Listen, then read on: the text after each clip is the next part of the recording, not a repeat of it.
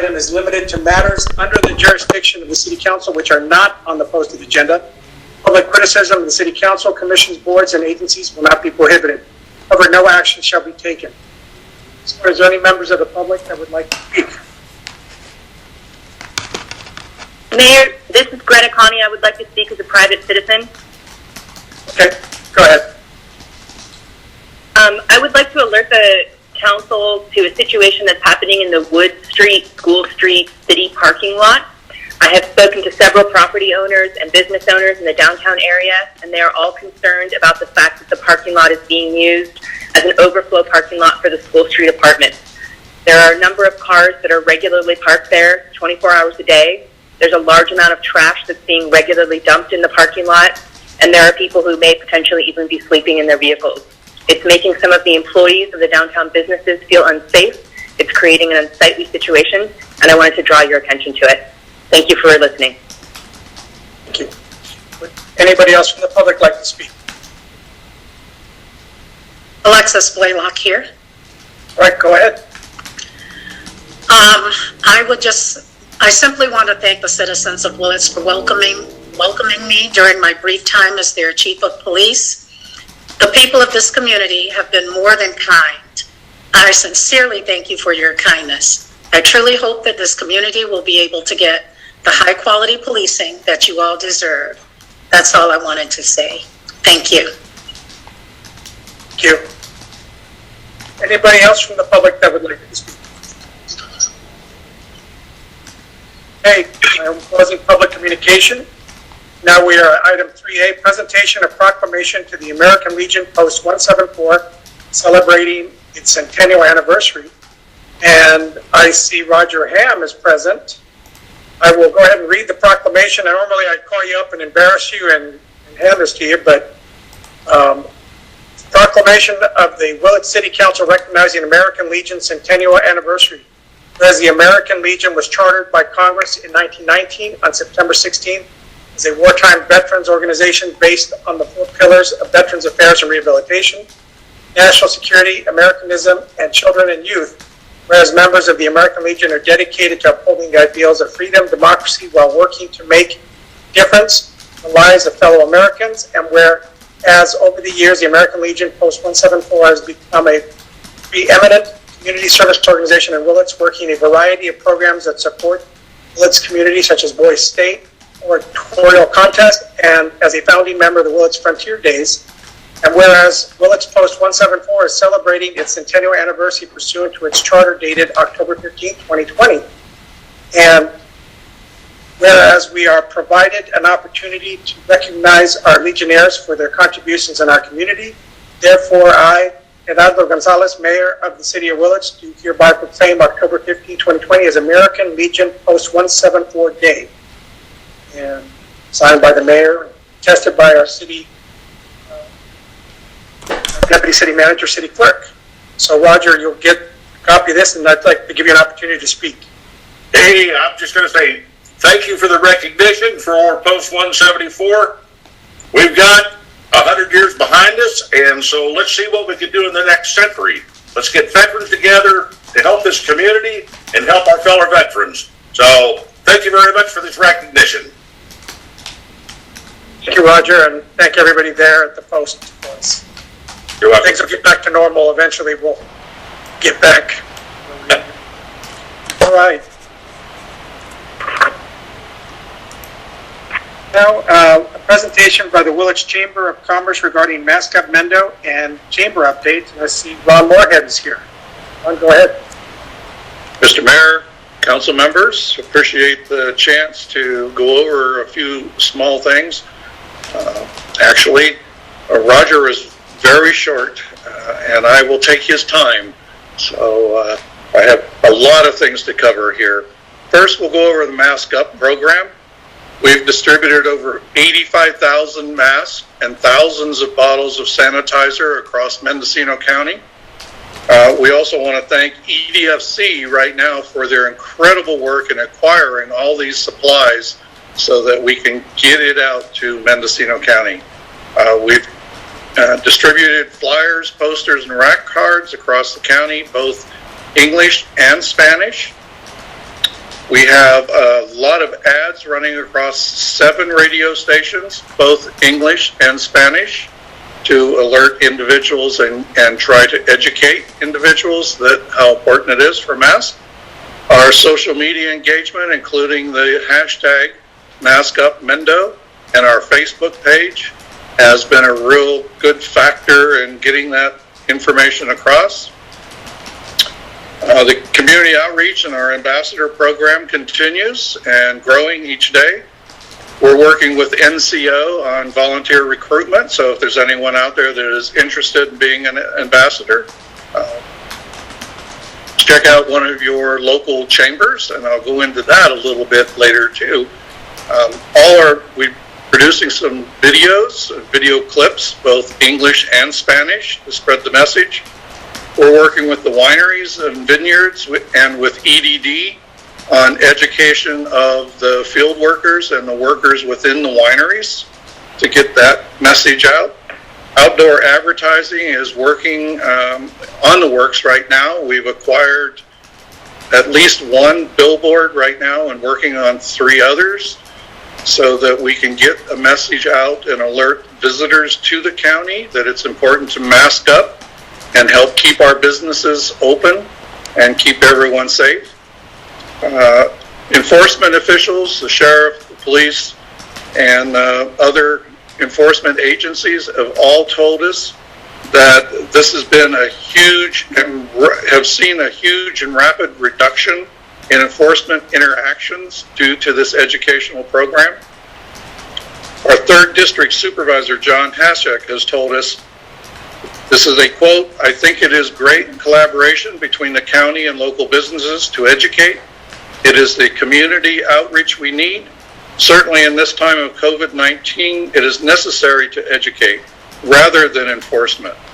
It is the goal to support local businesses and our communities, and that it is the Mask Up Mendo program has done a great deal in that way."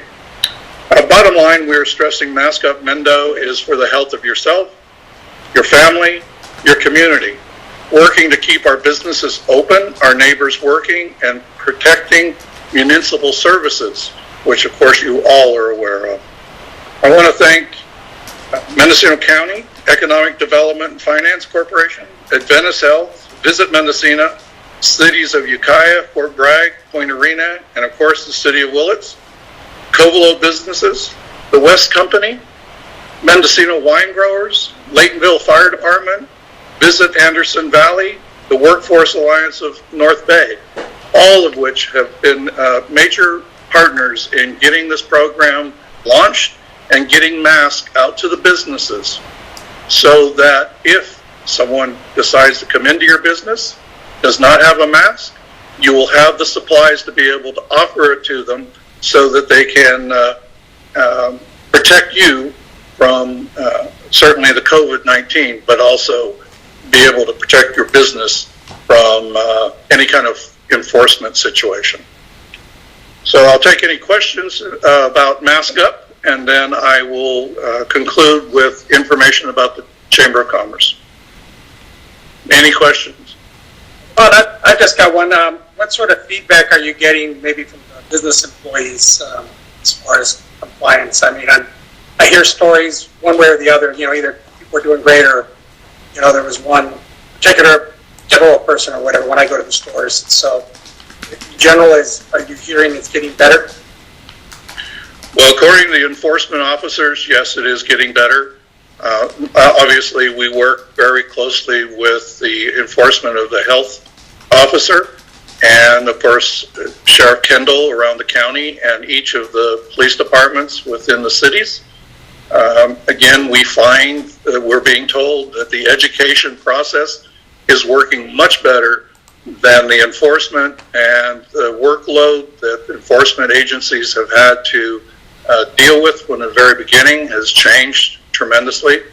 And even when they do have a contact for enforcement, it's easier for them to give them a mask and explain the situation than actually write a citation and get people involved in the court system and all of that. So from what we understand, it's working really well, and certainly it's been receptive. I am really glad to see that the outlying areas have actually, even though they don't have a Chamber of Commerce office in that city, like Laytonville or Leggett or Covelo, those communities have all been very receptive to coming into the Willits office and picking up their supplies. And we really thank those partners in helping out, because obviously we want to keep everybody healthy. You know, I spoke to some Covelo people and I referred them to you. So if you got some calls from Covelo, some of those may have come via some referrals. I told them to call you. So I said Ron could set you up. You bet. Any questions of Ron? Yes, this is Sabrina. I have 2 questions.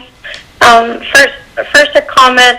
I think Mask Up Mendo is a great concept and appreciate that the Chamber is participating in it. Some common questions I've had is what supplies are being offered by the county through the Chamber and the quantity. So is it just like a small box of disposable masks, or is the quantity more? And are there other items? And then how many businesses in Willits have received the supplies? Well, as far as the supplies being distributed to businesses, it depends on the size of business and the need. Generally, most businesses have taken 2 boxes of disposable masks, which are about 100. There's 50 disposable in each box. And then 2 bottles of sanitizer. That's generally their first offering. But if any business needs more, I know a number of businesses have been down here a number of times and picked up supplies. So right now we have a warehouse that's probably a quarter full, small warehouse in Ukiah, where we go and get the supplies. The supplies are actually coming through EDFC. The county is certainly working with us with this program, but EDFC has acquired the supplies and distributing through the chambers. The chamber, all 3 of the chambers have actually come together and started this program, and I'll go into that a little more. So as far as anybody that's in business, they can come to the chamber and pick up supplies. And if you need more than 2 boxes, we'll give you as many as we can get to you if you have the need. Now, I must stress that this is not for your employees. So any business out there that would like to get them to supply their employees, only in an emergency situation, if your employee shows up without one, you can give them one, of course. This was mainly for customers and the public, that if they came into your shop, didn't have one, you'd have one to offer them, so that we don't get into a situation. We don't want a confrontation. We don't want enforcement. We want just people to wear masks while they're in your store.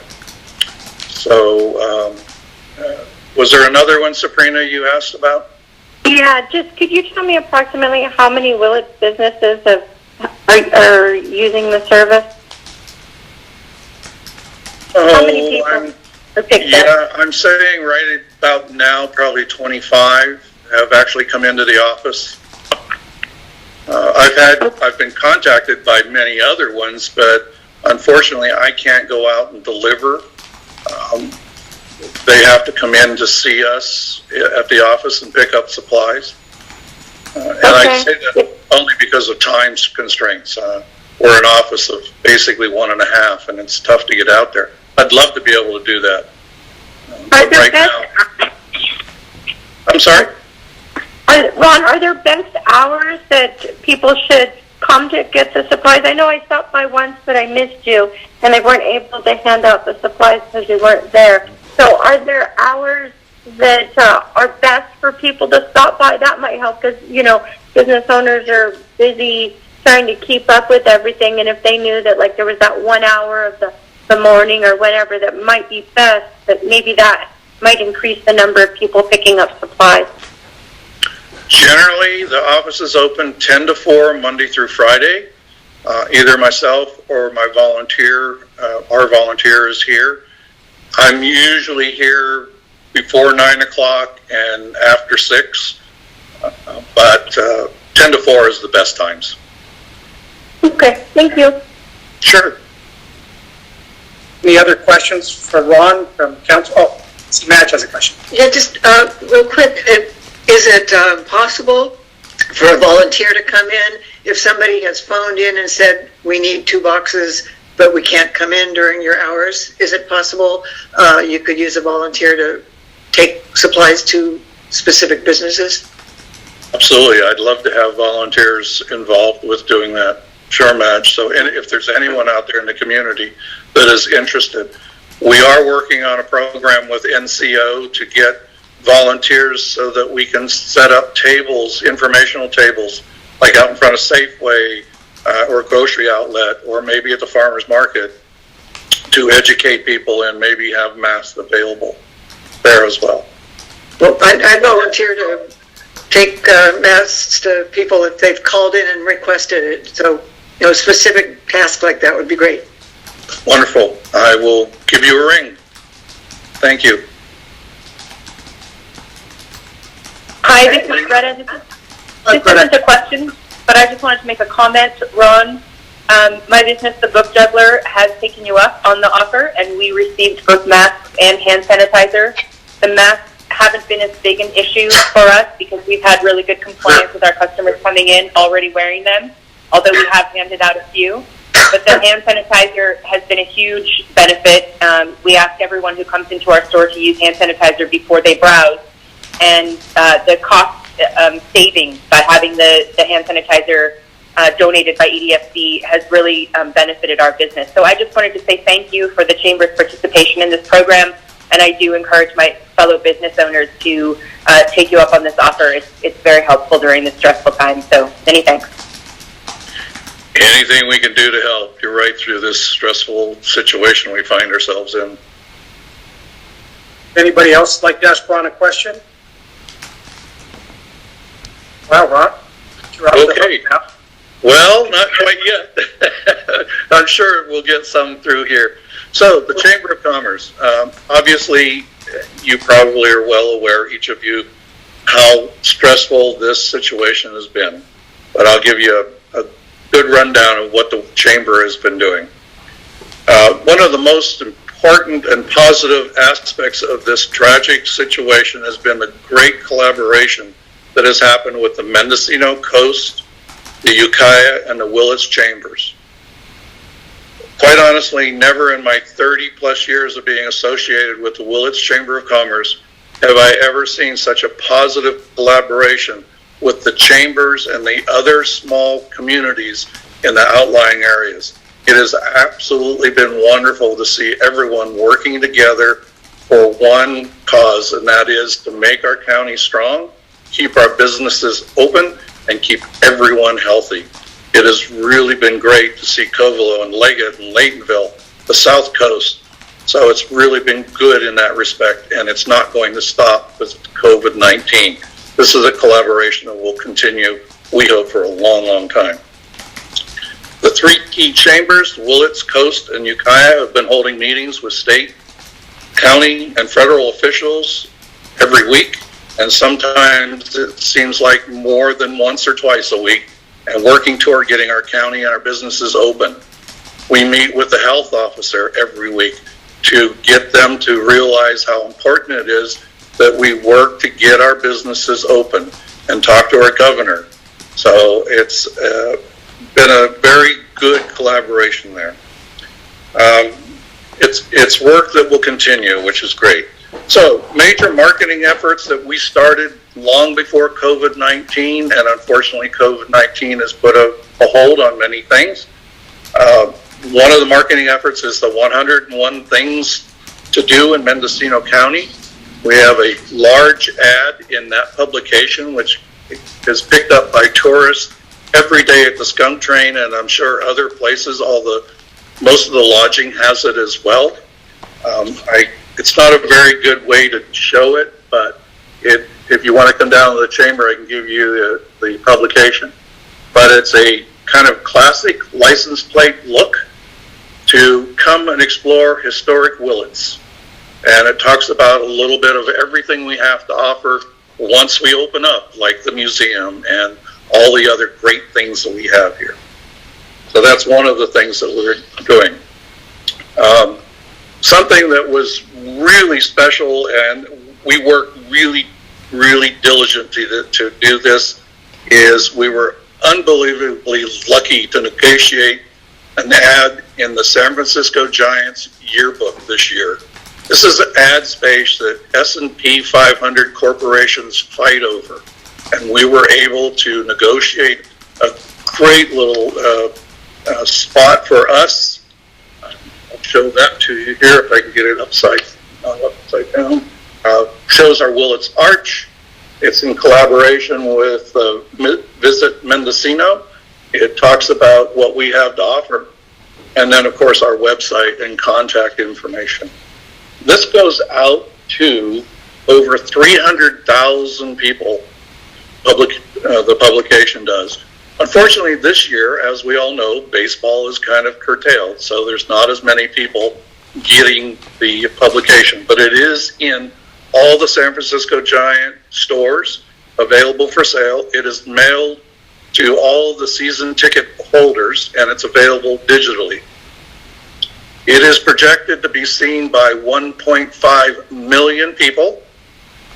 It will have a shelf life of 24 months approximately, because it's a very slick and thick, more like a coffee table book than it is just a program that you would see at an athletic event. So it's a really good coup for us. We've been promised to be able to do the same negotiation, the same rates for next year. So hopefully after COVID is over, we will have even much better coverage in that. We have a new app for mobile devices. You can go to the App Store and look at Willits and just search for Willits and it comes up. And it has all of our events listed there for people. Our business directory is there for individuals. Our new Willits Community Hot Deals is listed there, as well as jobs. And these are all new aspects to member abilities to use our website. And it's a plus for members. Let's see, I had to make a list so I wouldn't forget everything, because there's so much going on these days and we haven't really had a chance to talk. So because of the strong association that we built with the local, state, and federal officials, we're working with the health officers to get this program so that we can get businesses open. An ancillary part of this program is getting our professional event planners, who are trained professionals, to open modified events such as weddings and other social events while following the health orders. This is a major profession, a major addition to Mendocino County's profitability. And it's something that's very important to lodging and restaurants and caterers, photographers, florists, all sorts of professions across the board. So we're working with the health officer and the state governor's office to try and get that open. Something that is really cool that we partnered with the West Business Center and the Community Foundation to be a partner in the resiliency grants that were available to small businesses. We had 2 stages. Through the 2 stages, we have 5 businesses that were awarded these grants. And I'd like to say thank you for applying, and congratulations to Loose Caboose, Main Street Music, Salon 707, Scoops Ice Cream and Deli, and the Shamrock Artisans Goat Cheese, all local Willits businesses that were awarded these grants so that they can transform themselves during this COVID-19 situation and become stronger businesses for Willits. So we've accomplished this through a strong, all-volunteer board of directors and staff, of which I want to give these individuals a big tip of the hat. First, our dedicated office staff person, who is all volunteer. She comes in every other day rain or shine, Donna Hart has been a wonderful addition, and she's been here every other day, just like the postman. So Donna, thank you very much. Our board, again, all volunteers. Lisa Davis, Tim Westby, Chuck Persico, Pam Baskin, Linda Givens, Gloria Westby, and Denny Shaw, all who have put in numbers of free hours to keep the chamber running strong and to keep our businesses strong. This whole organization is for the collective business community within Willits, and now outside of Willits. Across the board, we're getting more and more individuals interested in what's going on in Willits from outlying areas, and that's really great. So if you have any questions, Questions of Ron?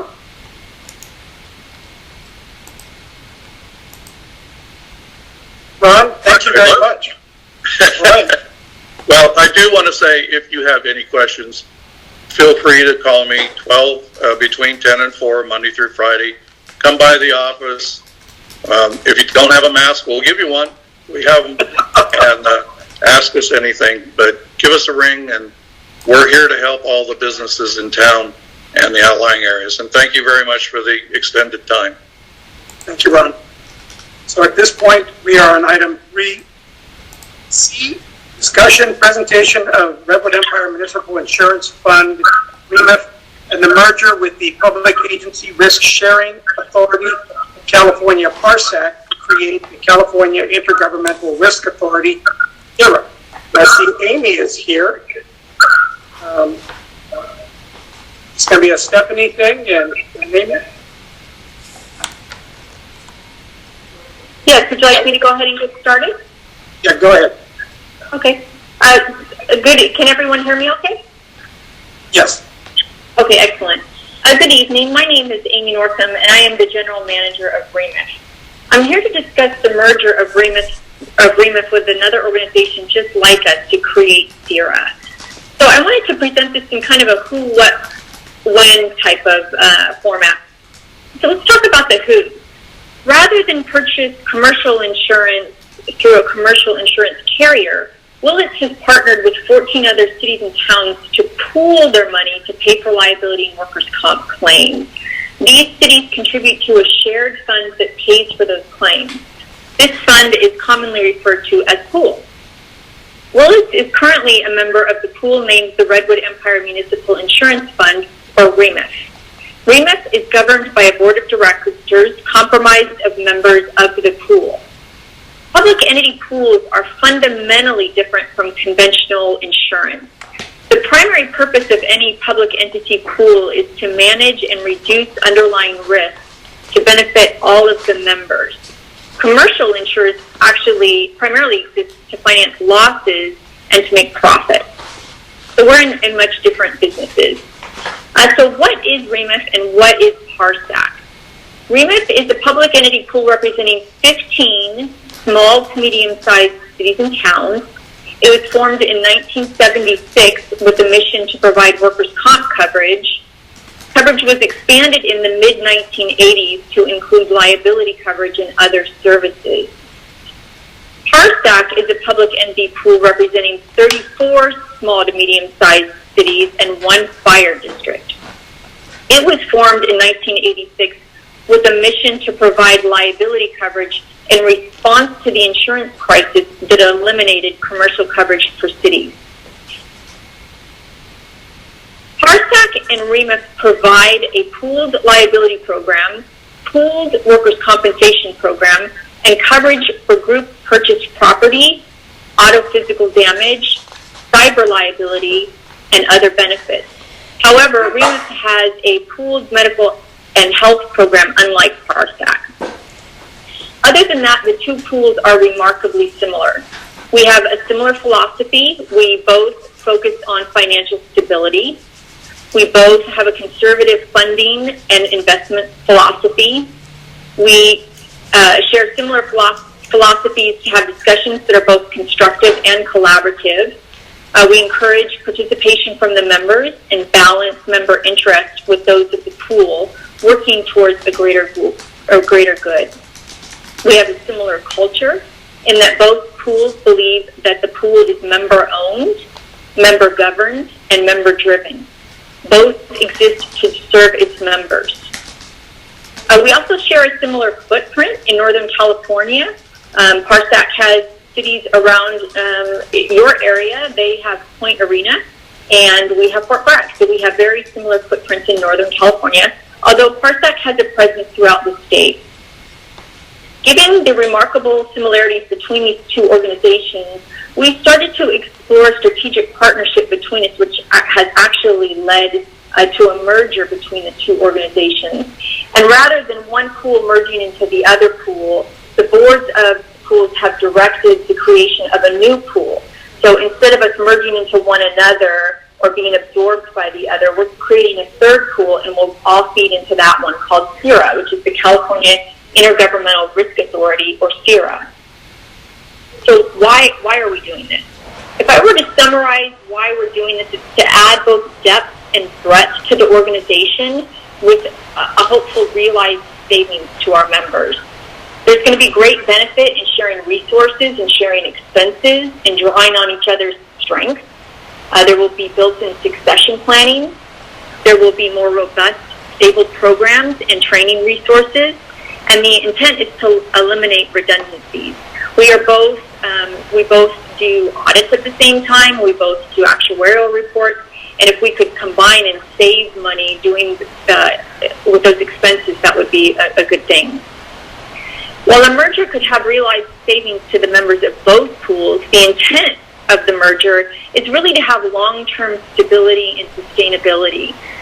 While we would add depth and breadth to our agencies, the singular goal is to better serve our members. And while the intent is to merge the liability, workers' comp, and property programs, the self-insured health plan will remain under REMIS, under the care, custody, and control of REMIS, at least for the time being. That may be something that we look down the line at. So what's the fiscal impact? What's this going to cost Willits? I'm sure you guys are wondering that. So the merger will consolidate the operations and expenses of both pools. CIRA will work towards eliminating redundant expenses like that actuarial report and those audit reports, which will lower long-term operating costs. Consolidating operations will also achieve greater economies of scale and improve service delivery. CIRA will be in a better position to leverage its larger size for better services, better rates, and better coverage with service providers and excess insurers. A larger organization will also result in a more predictable funding and more predictable forecast, which will reduce the likelihood of future assessments. The merged organization will be more fiscally viable and provide greater long-term stability and sustainability. So to answer the when, we're looking to do this July 1st of 2021. And while that seems months away in the government world, that is right around the corner. So we have a lot of work to do in a short amount of time, but we've got a great board. And one other important similarity between us is on the REMIS board, every REMIS member has a vote at the board. That will be true with CIRA as well. Every member of CIRA will have a vote at the board. So that's important because Willits will have a say in what happens with the program that CIRA runs.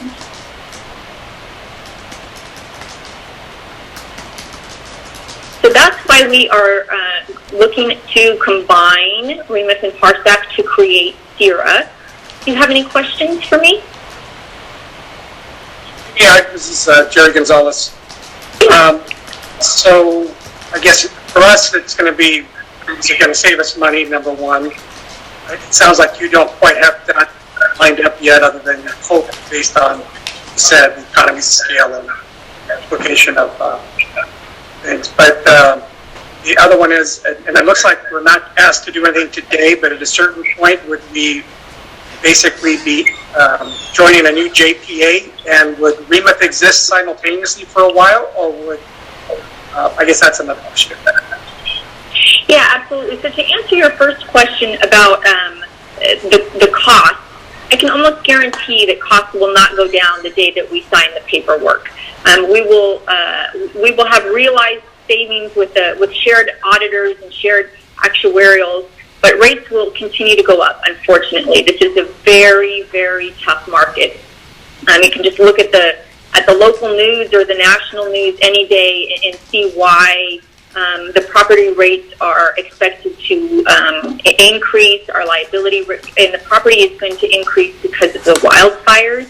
I'm crossing my fingers that we will have wildfire coverage available to us. That's a very real possibility that will have a very high deductible. And the liability, there's a variety of reasons that liability expenses have gone up. We have seen runaway jury verdicts. We have a state that is very favorable to plaintiffs.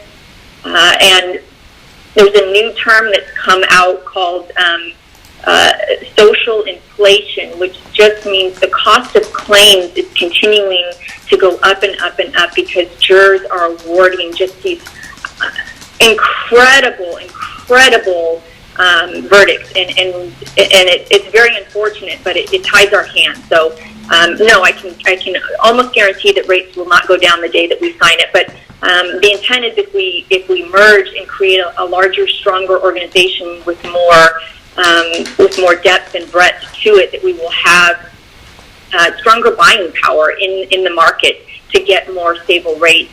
And long term, we do anticipate rates going down as long as claims go down too. It'll have to go down together. And let's see, your second question was related to, I apologize, can you remind me? That we're not doing anything today, but eventually would we be joining the new JPA, and would REMF and the new one still run concurrently for a little bit, since you said the medical be handled by REMF, or does REMF cease to exist in one form and become a subgroup of PARSEC? Okay, excellent question. So there is no action that we are seeking today. You have been provided copies with all of the documents to join the new JPA. As part of that, and this kind of leads into your second question, REMF will continue to exist. We will still hold the self-insured health plan under REMF. There is not an interest at this point from our board to move the health plan over to CIRA. So REMF will continue to exist for purposes of the self-insured health plan, and that includes medical, dental, vision, EAP, etc. So that will continue to remain with REMF. We'll look at that a few years down the line and decide if we do want to move that to CIRA. So yes, REMF will continue to exist, and we will continue to exist for our prior claims as well. So any claims that we see right now, we will continue to cover those, and our board will make decisions about those claims. But so the merger is a move forward or a go forward basis only. So we will continue to exist. Does anybody else have any questions of Amy? From the public, any questions? Okay, hearing none. And thank you, Amy. Thank you. Back to talk to us again. Absolutely. Thank you so much for your time.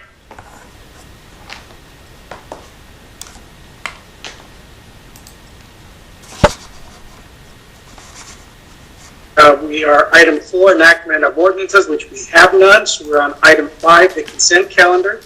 Our city clerk asked us to pull the city council meeting minutes July 21st. And what we have is meeting minutes of August 26, 2020, September 9th, 2020, September 23rd, 2020, special meeting, October 8th, 2020, special meeting, and a resolution accepting construction completion of the 2020 pavement preservation project, project number 2020-01, authorizing the filing of notice of completion. At this point, does anybody want to comment on the consent calendar? I'll move the consent calendar with the deletion of the one set of minutes. A second. I second it, Larry. A motion and a second. Any further discussion? Any comment from the public? All right, Kathy, call for the vote. Councilmember Connie? Yes. Rodriguez? Yes. Strong? Yes? Stransky? Yes. Mayor Gonzalez? Yes, thank you. All right. Informational reports. See any? Actually, no, it looks like we do have a business license activity reports for August and September. Those are available to the public on our website. And commissions, agencies, and authorities. The Willits City Council meets currently as the Willits City Planning Commission and the City of Willits Successor Agency. I see nothing there. Item 8, City Manager reports and recommendations. Stephanie on.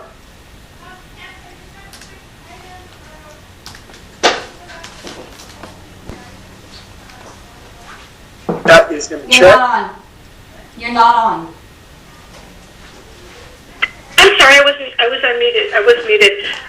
Just a quick thing is we had put a Halloween guidance under COVID on our website and on our Facebook page. There was a request for this to be in Spanish. I asked the county to provide this. They said that they were going to try to do that today. I did not receive anything today. So we hope that very soon we will have that guidance in Spanish as well. And that will be posted on our Facebook page and on our website. Thank you. Right. Department recommendations. New development. Yeah, thank you, Mayor. Dusty Dooley, Community Development Director. I just wanted to quickly provide an update to the council on the schedule for the airport runway rehab construction project. This project is 2 weeks behind schedule. The contractor that was awarded the construction contract, many of their personnel and resources were diverted to the glass fire that was occurring down in Sonoma County. But we received a revised schedule from the construction manager a couple hours ago, and it looks like we're on course to begin construction Monday, October 18th or 19th there. Just quickly looking up the dates. Yeah, Monday, October 19th. The construction is expected to go on for a period of 5 weeks. And at which time, during those 5 weeks, it's anticipated that the runway at the airport will be closed. So the airport itself will not be closed, but the runway will be closed. We are sending out a NOTAM to FAA to alert them of this. Our understanding is that Reach Air Medical Services, which does operate at our airport, will be able to continue operating with no restraints. But certainly our local pilots will be impacted due to the closure of the runway itself. My understanding is many folks have been able to relocate their planes to the nearby Ukiah Airport. I believe we've been able to keep the airport users in the loop, so to speak, and they will be receiving an update on the new schedule here tomorrow, if we haven't done so already. And that's what I wanted to report out, but I'm always happy to answer any questions that the council may have. Mike Manch has a question. Yeah, it's actually about the informational reports, and I'm having trouble getting the right things on my screen and not getting lost. But under the business licenses, I noticed that outfit that came in for the change of conditional use permit to have a residence on their property, that was talking about dealing with radioactive waste and all. I can't remember the name of it, but I saw that they came in for a business license, and I want to make sure that we're taking a close look at what exactly they are doing on that property now that they have a business license. Councilmember Strong, thank you for bringing that up, and I know that the council had asked to be made aware of any updates on that. We did sign off and issue a business license for Lifeway, I believe is the name of the business, and I'm at a disadvantage because I also don't have informational report in front of me. We signed off a business license for them to have administrative businesses, offices out of that location at the corner of Walnut and Main Street there. We did provide just a very, very brief letter from the Community Development Department, just again reiterating, what uses are being allowed per approval of the business license. And again, it's administrative and business offices, which isn't allowed use in the zoning for the property. Our building official, our building inspector, Mr. Bowles, has been to the site numerous times as they're constructing and finalizing their commercial building on site. And we've been in and out of that building. We're aware that they have a storage container there. We've seen the inside of it. And from our view, there's nothing dangerous happening there. We don't see them conducting any activities that would be considered dangerous to themselves or others, or anything that would be creating some type of nuisance to the neighborhood. So they've been very upfront with us, and at this point, they've been following the rules that are in place. Thank you. This is Sabrina. Dusty, I'm a little bit confused because I had called code enforcement about a concern about an ordinance that they were breaking in regards to the greenhouse that they had placed right there on the corner. And I was told that the city was addressing it, and for quite some time it continued. So did they receive, maybe you can't even say, I don't know, in a public setting if it's appropriate, but did they receive a citation? Have they agreed to ensure that there aren't going to be any of those types of violations if we're issuing them a business permit? You are correct, Councilmember Rodriguez. We were made aware that they had cannabis plants growing in a greenhouse type structure on the corner of their lot. Code enforcement procedures were initiated, and my understanding is those plants were moved within the time period that was given to them. Therefore, no fines were accrued or placed against the property owner.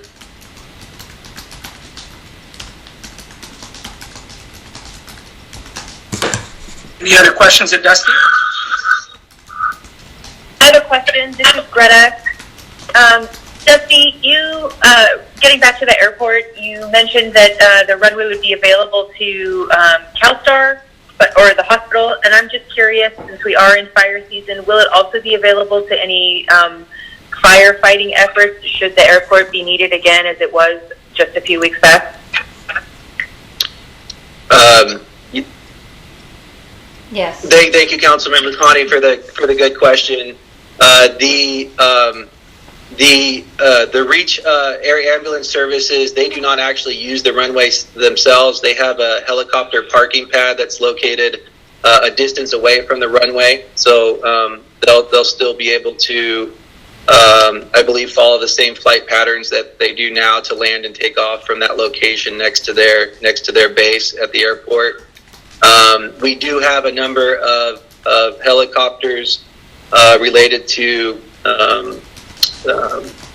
our folks with CAL FIRE, as well as folks representing the fire taking place on federal land within our national forest. They continue to be parked at our airport in locations that will not interfere with the construction project itself.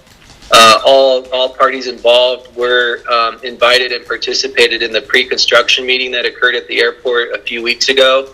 And big kudos to our contractor, Team Gelati, for taking the time and care to make sure that the equipment, personnel that are stationed at our airport for the purposes of fighting fires got priority.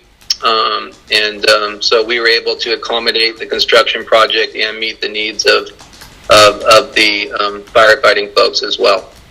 But no, they cannot be physically on the runway as that's going to be under construction.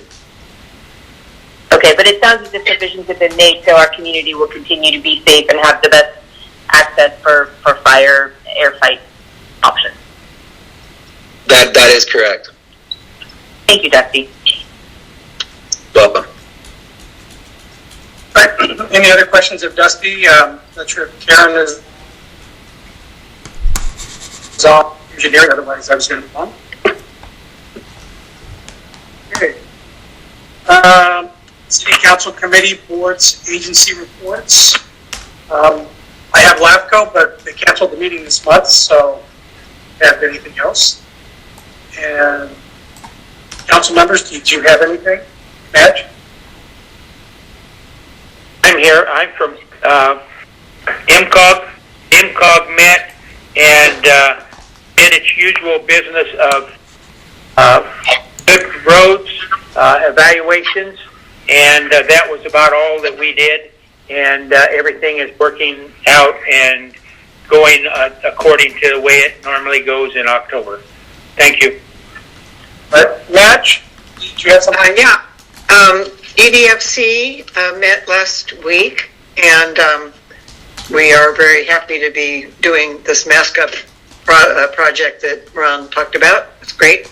We're also working with West Company. There's quite a lot of collaboration happening there that we have been working towards for quite a while, and we're happy to see that happening. And I think they want to schedule a presentation to the Willits City Council in November or maybe December, but they're trying to go outreach to all of the different jurisdictions and report and hear from all of us about what EDFC can do for us. And yeah, so that's EDFC. And then tomorrow morning at 10 is a meeting of the Solid Waste Management Board, which is also known as Mendo Recycle.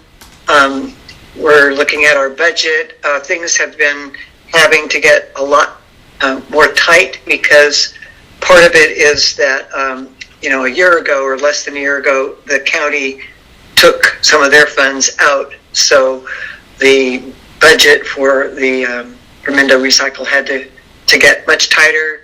We have a new, relatively new general manager who's looking really closely at how to do that. The other thing is that under COVID, the amount of hazardous waste has, and I guess with the fires actually, but a combination of things, the amount of household hazardous waste has gone up dramatically. So we are going to be looking really closely at our budget and how to handle we want to continue, if possible, to offer the free drop-off of hazardous waste for households. Commercial entities have to pay a relatively reasonable amount. So there's a lot on our agenda for tomorrow. And we've been meeting every month as EDFC. One other thing is that I haven't really been active at all with Sonoma Clean Power, but they keep track a lot, and as our city does, with any potential PSPS events. And I guess we're going through a slightly risky time right now with higher winds and heat, but I don't believe we anticipate any power shutoffs at this point. But I do get their notices, and it's interesting to follow what's happening there. That's it. Thank you. Sabrina, do you have anything? Yes, I do. I'm excited to announce that Route 65 and 95 have been restored. Individuals who ride the Mendocino transit bus system can now take the bus over to the coast and to Santa Rosa, and for many on to San Francisco. There are many that depend on that service to get around, particularly to get to doctor's appointments and things like that. So we've restored that service. And then also MTA will be hosting 15 of the Northern California transit agencies. The representatives are going to come to the Ukiah facility on Tuesday the 20th to view an all-electric cutaway bus from Diamond Lighting. So we're pretty excited about getting in another of our electric buses as we move towards having all electric buses. And all safety protocols will be in place and such. But anyway, that's starting at 8 a.m. on Tuesday the 20th. We'll be unveiling that. Many other agencies are looking towards trying to meet the new standards of zero emissions. So that's something exciting. I'm curious to hear the details of all the specs and how it'll all work, because the electric buses can't travel for as long as a gas is, of course, because we can go fuel them up, and with the electric buses, we have to charge them. So it'll be interesting to hear the specs of how useful it'll be in comparison to the other types of vehicles, and how we're going to make that transition. So more to come there. Greta, do you have anything? Yes, the Museum Advisory Board finally met after a long hiatus during COVID, and it was good to catch up with museum staff here in Willits who have been working diligently during this time to continue improving the database, essentially, that archives everything in the museum holdings. It was in quite a state of disarray, and they've been very proactive of using this time while the museum is shut down due to COVID restrictions to work on really improving that database. The ultimate goal is that not only will it be easier for guest curators to find items to make the wonderful displays that so many of our community members love, but it will also make the collection more accessible to the public when it's eventually digitized and placed online. So people who want to do research on local history will have access much easier than it is today. So very small staff at the museum right now, but they are working hard to keep the museum relevant and help improve access for our community during COVID and beyond. We will be meeting again soon to get further input from staff. So it was a good meeting. And are they open at all, or they closed? No, they were able to open for a short time. They did a big push to put up blue sites and take away basically everything that could be touched, and really get ready for safely inviting patrons to come in. And that lasted for, I think, a week and a half or 2 weeks, and then they were shut down again. So no visitors at all right now. It's kind of a bummer. It's having a museum with nobody in it is not an ideal situation. But they're doing the best they can to at least use this time to make it even better when it eventually does reopen. Just a comment about that. I think it's really wonderful that they're going to be using this time to also go online with some of their displays and whatnot, and so that's in a way going to broaden the audience for people that wouldn't necessarily come in person. So that's a little bit of a silver lining. Agreed. And they've actually been doing a really good job reaching out on social media. They have created kind of a fun little program, the Curiosity Cabinet. So they'll put up certain items on their Facebook page and ask community members to, guess what it is, or maybe what this is. And they're pretty weird things. I mean, you'd have to be pretty specialized and potentially pretty old, dare I say that, to know what some of these things are. So it's a fun way for the community to be engaged with the museum while they're closed. Right. Thank you very much. And at this point, do you have any council member reports or recommendations? Not any good and welfare? I'll just say that I've heard that the boosters are going to be doing a fundraiser, some sort of drive-through dinner, so I don't know the rest of it. I just heard that they're going to be doing it, selling tickets right now for sometime, I think, in November or something. I have a good and welfare. Okay. What's that? I have a good and welfare. This is Greta. Go ahead. October is apparently by our local schools being called Socktober, and this is part of a maybe even national, I think they said national organization. We have recently learned that we have over 150 students in the Willits schools. That includes our public schools and charter schools who are homeless, and they are in need of essential goods. And so the school is being part of this program to provide backpacks and socks and other essentials for these students who are facing more difficulties than students really should have to face. And so the schools are encouraging community members to purchase socks from local businesses that will be given to these students along with the backpacks. I know Sabrina's Business Imagination Station is heavily involved with this effort. And so anybody who's interested in participating in Socktober can buy socks from any local businesses and drop them off either at JD Red House or at the school site, and they will be distributed to the students in need. It's just a fun way to try and help some of our students who need a leg up. So everybody should get involved in Socktober. Thank you, Madge. You look like you were maybe ahead. Yeah, I just wanted to also announce that Willits Economic Localization is hosting another kind of an online forum called Building Resilience in Times of Stress and Uncertainty, which certainly is where we are right now. Everybody's in stress and uncertainty. And it's going to be this coming Sunday, the 18th at 4 o'clock. And if anybody wants to get the Zoom link for that, they could email me at my home email, which is mstrong@willitsonline.com. And I'd be happy to send them an announcement. And I think it'll be in tomorrow's Willits Weekly as well. Madge?